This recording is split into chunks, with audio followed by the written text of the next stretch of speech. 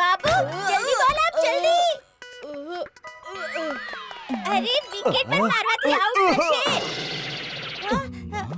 પપ્પાને મારવાથી નહીં run out miss કરી દીધો શું કરું બેના દૂરથી બોલ બરાબરથી દેખાણો જ નહીં બહાના નહીં બનાવ જરા જો તો સની ધ ઓપ્ટોમેટ્રિસ્ટ હવે તું અહીંયા શું કરી રહ્યો છે